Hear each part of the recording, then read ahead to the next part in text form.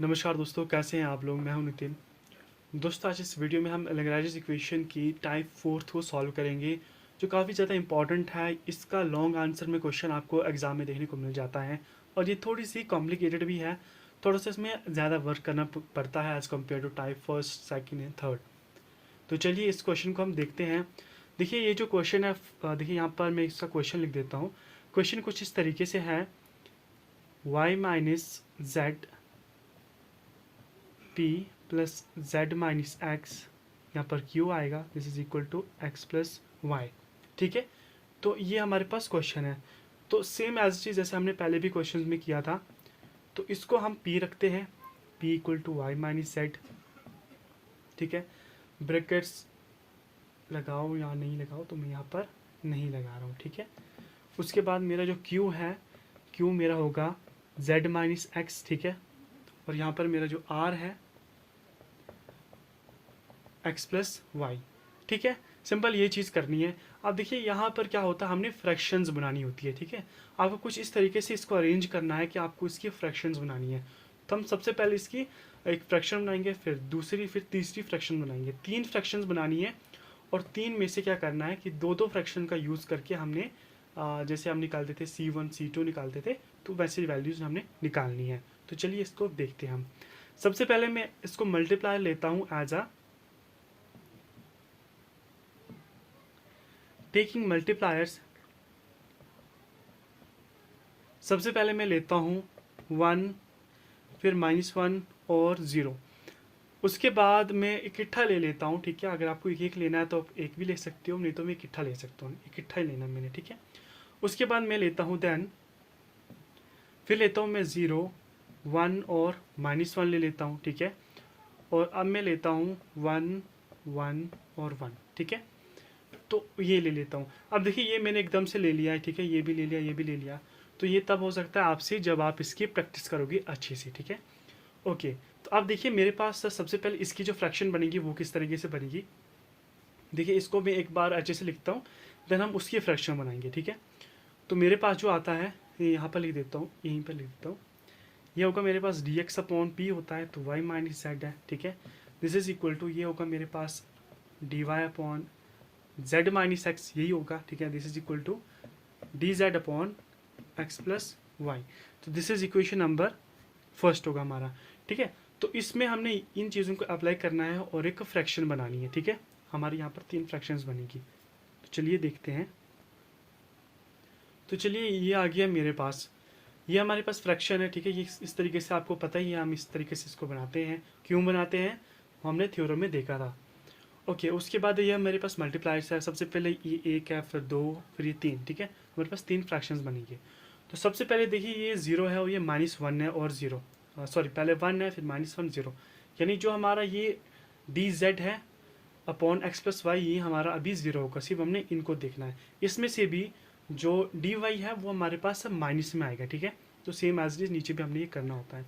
तो मेरे पास ये डायरेक्ट में लिख देता हूँ इसको, या फिर मैं इसको ऐसे लिख देता हूँ थोड़ा सा, dx माइनस dy आएगा और होल अपॉन में आएगा मेरे पास y माइनस जेड, और माइनस करेंगे किसके साथ, z माइनस एक्स के साथ माइनस होगा। ठीक है, so this is equal to, अब देखिए ये वाली टर्म यहाँ पर है 0, 1 फिर -1, तो दिस इज इक्वल टू, अब देखिए मेरा जो dx वाला है वो 0 हो जाएगा, फिर है 1, यानी ये मेरा अभी प्लस में होगा और ये वाला मेरा अभी माइनस में होगा। ठीक है, तो अब इसको लिखते हैं। ये होगा मेरे पास dy minus dz whole upon, अब ये देखिए ये तो प्लस में है। ठीक है, लेकिन ये माइनस में है, यहाँ पर ये प्लस में है। ठीक है, ये प्लस में है, ये चीज़ यहाँ पर लिखी है मैंने। इसको मैं थोड़ा अच्छे से लिख देता हूँ, एक्स प्लस वाई। ठीक है, okay. So this is equal to, अब लास्ट में मेरा है 1, 1, 1, यानी मुझे ये जो फ्रैक्शन है वो सीधा लिखनी है, लेकिन इसको अब मुझे कुछ इस तरीके से लिखनी है। ठीक है, whole upon y minus z plus Z minus x, उसके बाद आएगा मेरा plus x plus Y.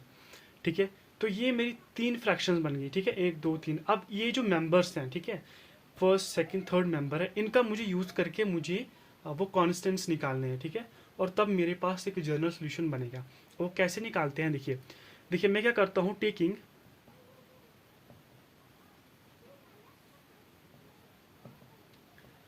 First two members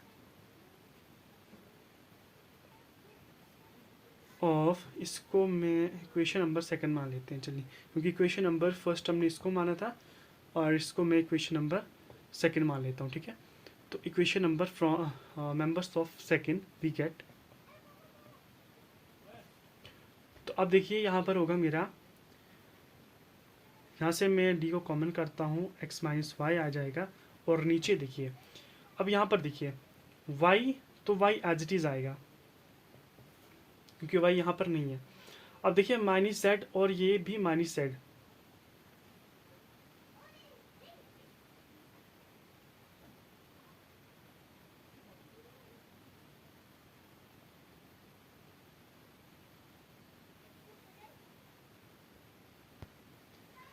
sorry मैंने यहाँ पर क्वेश्चन में ही थोड़ी मिस्टेक कर दी है, ये प्लस में है, ठीक है।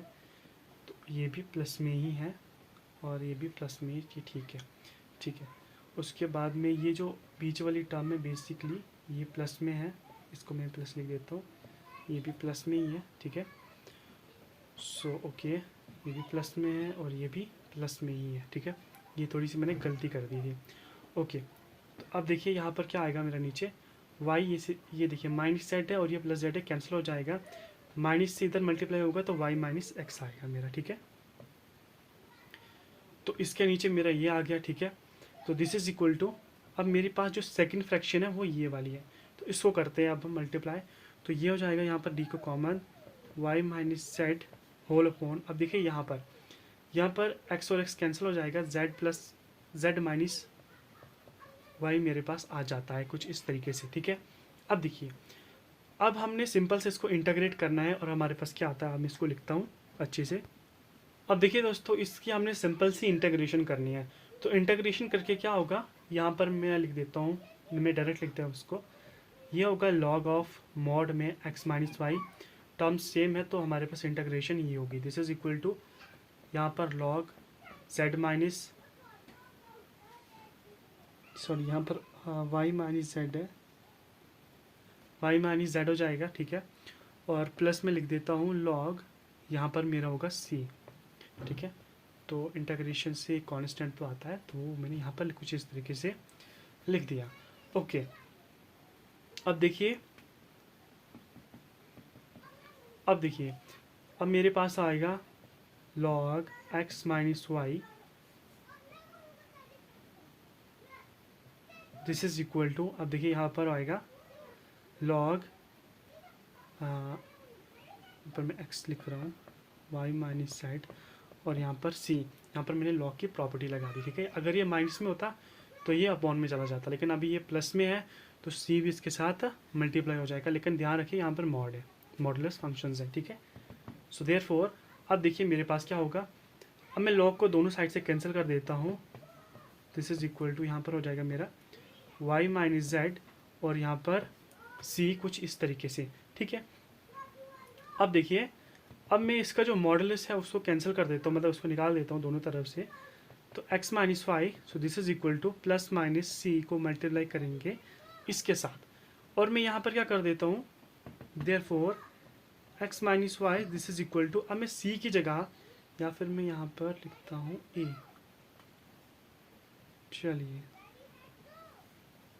इसको मैं लिखता हूँ यहाँ पर a और यहाँ पर e, क्योंकि अभी तक हम c ही ले रहे हैं, ठीक है। अगर आप पिछले क्वेश्चंस को देखोगे वहाँ पर भी हमने c ही लिया था, तो यहाँ पर मैं c ही लेता हूँ, ठीक है। तो यहाँ पर मेरा आ जाएगा c y minus z because plus minus a equal to c, ठीक है।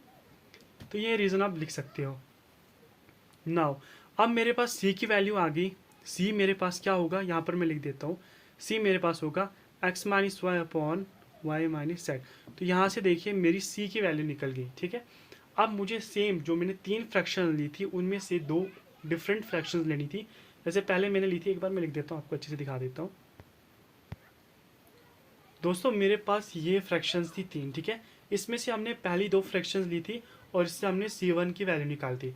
अब हमने ये दो फ्रैक्शंस नहीं लेनी है, अब हमने इन दो से डिफरेंट लेनी है। या तो हम ये वाली ले सकते हैं या तो हम ये वाली ले सकते हैं, ठीक है, कोई भी फ्रैक्शन आप ले सकते हो। तो यहाँ पर मैं लेता हूँ dx minus d y upon y plus Z minus z plus x, this is equal to d x plus d y plus d z upon y plus x plus z plus x plus x plus y. तो मैं इन fractions को लेता हूँ, ठीक है। Okay, यानी कि मैंने ली यहाँ पर टेकिंग फर्स्ट एंड थर्ड, या फिर लास्ट यहाँ पर लिख सकते हैं हम। इसकी जगह पर आप फर्स्ट लिख सकते हैं, सो बेटर रहेगा। First and last member of equation first we get. तो हमारे पास क्या आएगा, इसको मैं थोड़ा अच्छे से लिख देता हूँ, जैसे डी को कॉमन कर किया तो x माइनस वाई आएगा, ठीक है, होल अपॉन में मेरा आएगा x माइनस वाई आ जाएगा, ठीक है।